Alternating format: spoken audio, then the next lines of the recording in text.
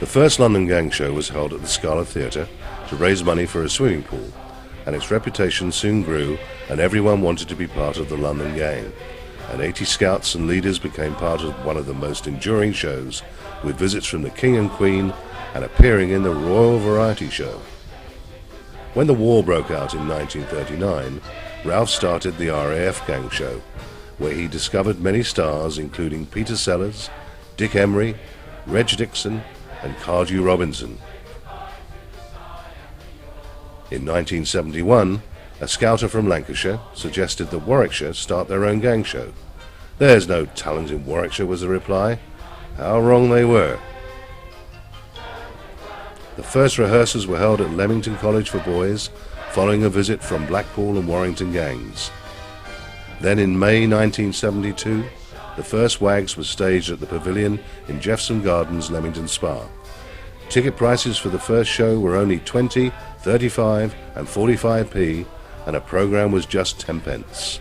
The theatre was kept open especially for the gang show, but many of the seats could not be sold, as whenever it rained the seats got wet, and when the Nuneaton Scout Band struck up, the whole auditorium clouded as dust descended from the roof. Sadly, as soon as the show was over, the pavilion was pulled down. With 50 cubs, 60 scouts and 16 guides, Wags performed to full houses, establishing Wags as part of Warwickshire's scouting. To help the dance team, two of the original London gang show, Dave Grigine and John Breveridge, came to many of the rehearsals to help teach dance routines directly from London, the London gang show itself, and helped Helen with the dance team, becoming good friends of the gang, even getting quite close. Tony Guy, as first producer, had produced shows in Blackpool and Warrington, but with only days to the show, Wags had no musical director, and Derek Hunt offered to take the job writing all the orchestrations, working non-stop for 4 days. Ably assisted by Alec Parsons, who played patiently at every rehearsal and was part of the 12-piece orchestra. One of the 3 people who have been actively involved in Wags since it started is Richard Wanless, who as stage director has been responsible for building and setting up the stage sets and lighting. And on the 2nd of May 1972, Wags started their long run. These photographs were taken at dress rehearsal when the show was stopped just to take the photographs, so Wags was born. In 1973, they moved to the newly built Royal Spa Centre, which has been its home for many, many years.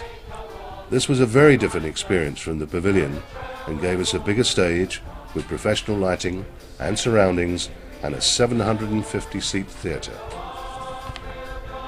Helen Latimer, another 40-year member, soon became the choreographer, often with interesting results.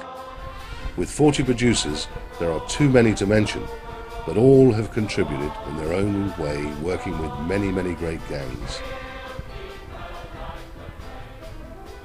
In 1973, Wags were assessed for the gang show emblem, and Ralph himself came along to see it, awarding the Red Necker in 1974.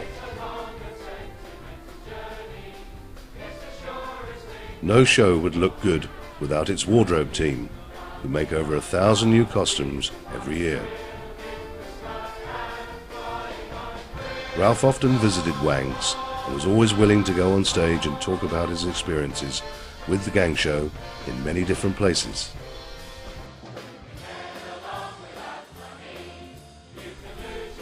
In 1974 saw John Roberts taking over producing this show at the Guy Nelson Hall, along with Phil Harrison and Dennis Biley.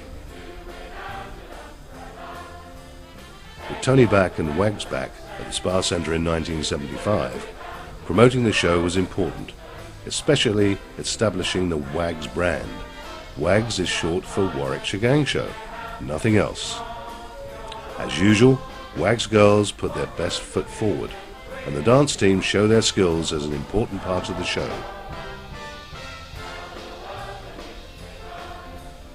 Our first gala night, with a 3-course meal, started in 1977, and Ralph was the guest of honor, always finding time to join in with the gang and sign autographs for even the smallest cub.